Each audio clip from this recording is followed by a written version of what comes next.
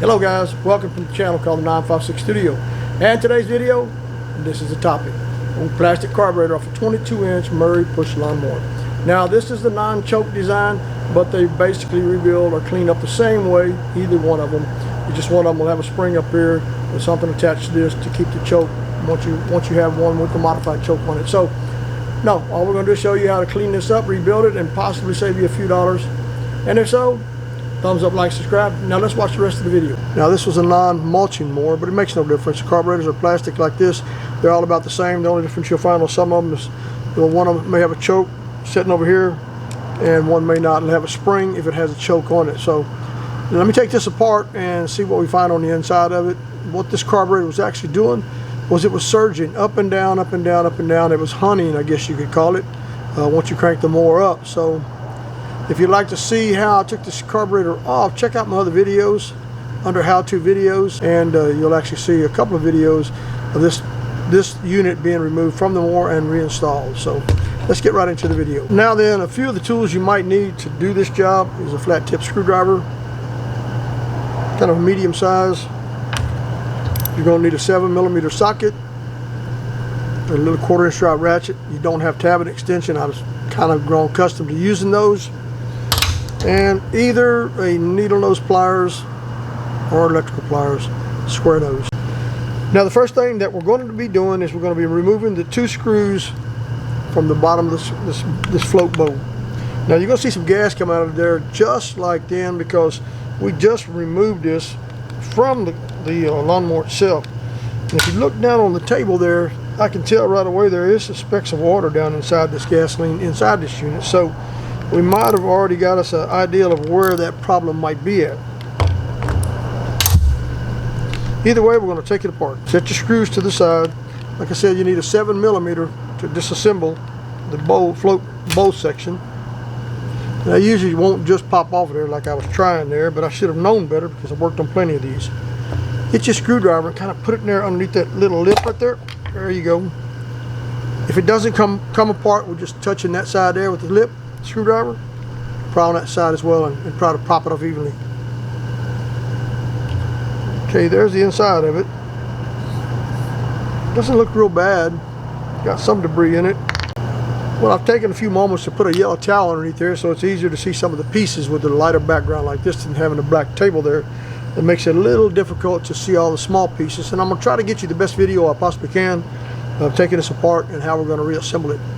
This is your float, and it comes off. There's a little shaft right there.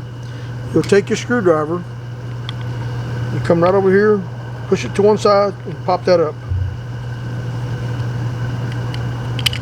And then pop it right out of there just like so. Now I'm going to move this to the side and dump this gas out.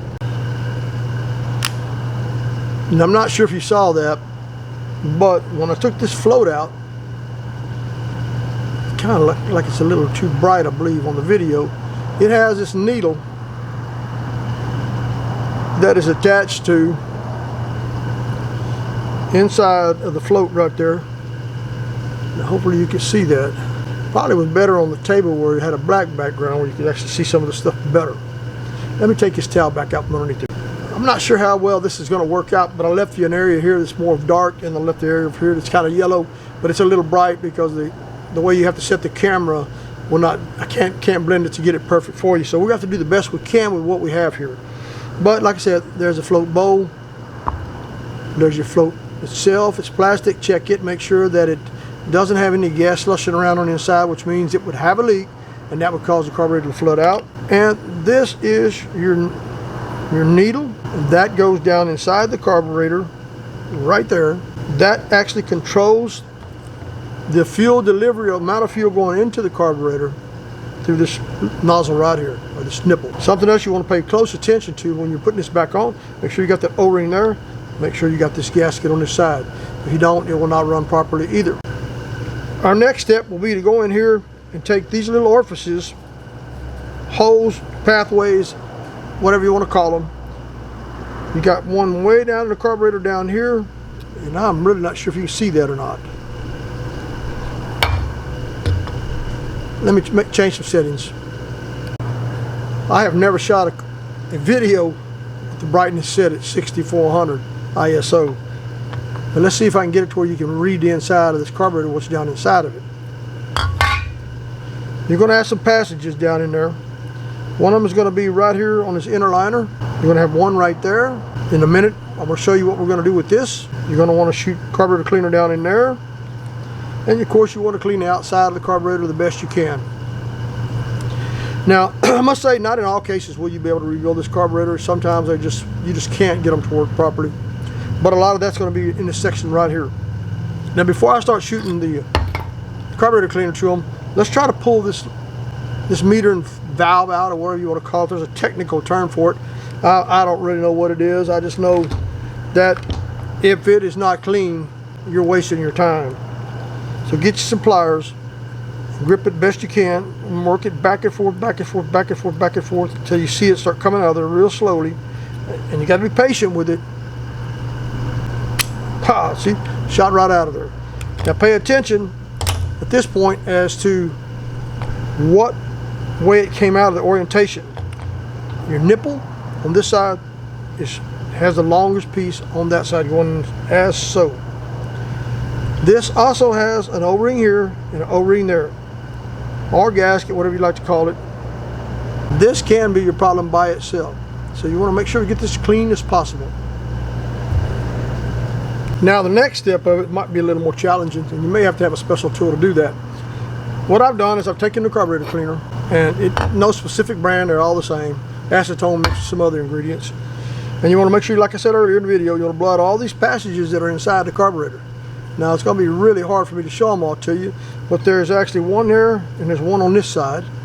And then these here are nothing more than these here two are nothing more than screws that hold it in place. And you got another passageway right here.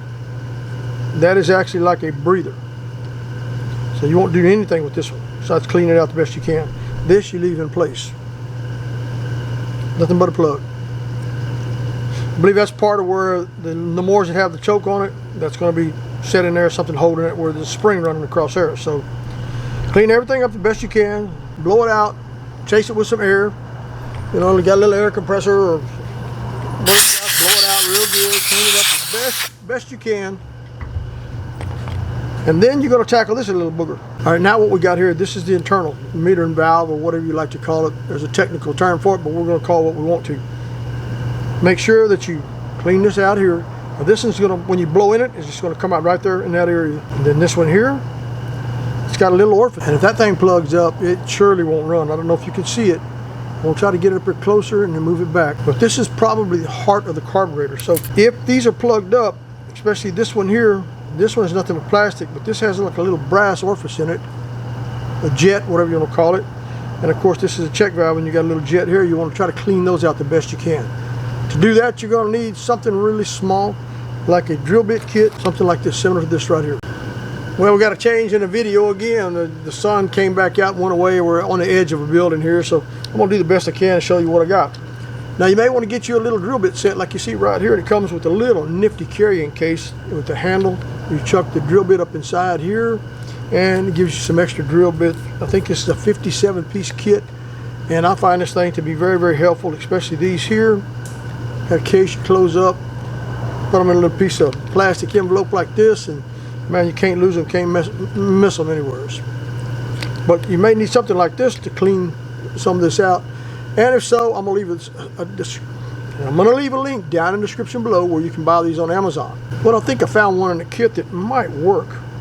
Now we're going to try to clean out this little side hole right here. And you got to be real careful because these things are very, very small. They're very fragile. Put it in there.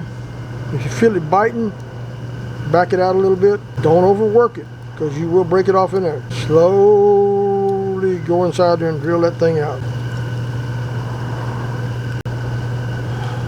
Well, I ended up actually going down to one of the smaller ones in the middle of the kit because the first one I was putting in there was too big and it wouldn't go all the way through there.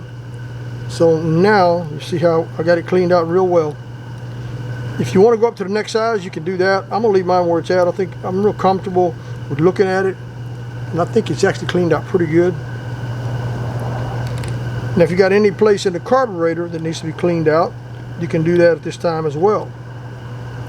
But I think we're all good to go. Now after you've gotten this all drilled out and cleaned out, make sure you go back in there and chase it with some carburetor cleaner to make sure all the passageways are clean. Then you're going to want to get you some grease and make sure you grease these O-rings up. This one, and of course the bottom of the float bow around this O-ring right here. Alright, now we're going back with reassembly. First thing we're going to put back in is this. Remember what we talked about earlier in the video? The nipple end and the long end, like so. Put that down inside there, make sure everything's clean. Pop it back down into place. Real tight, just like so. This thing is really not that hard. Sometimes I think people make it a lot harder than what it really is. Now then, the needle, the seat is already in the carburetor, which is down there. This is the needle. And again, the needle goes right down inside there. Now if you pay attention to that, there is no adjustment. You see it's just a needle with plastic ears.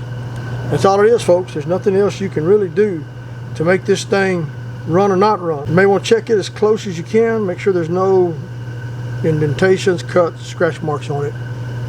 Because if that thing is not right, the carburetor will not run. It will flood out. This gets a little touchy here. This is where you wish you had 4 hands. You put the shaft right back through there. Slot there, and then you're going to come right over here. We'll try to get this where you can see it. You want to make sure that and I'm not going to be able to show you the bottom because you got to have the weight of the needle going into the seat. You're going to drop it down in there easy as you can, just like so, and then you're going to push this in right back at the back, just like that, and then center it back up, because that's where your bottom of your float bow is going to be. Now see, there you go. That is going to be in this position where there is no gas in the carburetor. And once gas starts coming in through this section here, it's going to raise that float. That needle is going to travel inside the seat in the carburetor and seal that up. Once it does, there's no fuel going to be running in there. That's like your carburetor more maybe shut off. And to get the fuel to run again, you're going to start the Mower course. It's going to start using fuel, and as it does, this float bow is going to slowly go down. The fuel is going to gradually go back inside it, and as long as the mower is running, the float's going to be making its adjustments to compensate for the amount of fuel that the motor needs, and it'll run appropriately at that time based on the demand of throttle. So now that you got all that, that's the hard part. Everything else is pretty simple. We got our grease here. We're going to put some around this. Like I said, folks, there's sometimes these carburetors can be rebuilt. Sometimes you're just wasting your time, but hey, you know what? It's always worth it just to try it. Now, keep in mind this section of it right here. It's going to be covering this area here, so that gives you the orientation of how it should go. Line the hose up. Press it down evenly. There you go. It went almost all the way in there. Then get your 2 screws, put them in there like so, and last thing on the list is to tighten them back up. If they don't go down evenly, make sure you pull like 3 rounds on each side, and I'll show you why here shortly. Let me get them tightened down. I don't have that issue with this one here. If you start pulling this side in way more than this side and it's not in, you're likely to crack that ear off that float bow bottom section. So guys, there you go. You just rebuilt your first plastic carburetor. Now next thing you got to do is put it back on the lawnmower. If you want to see how that's done, check out my other videos at the 956 Studio.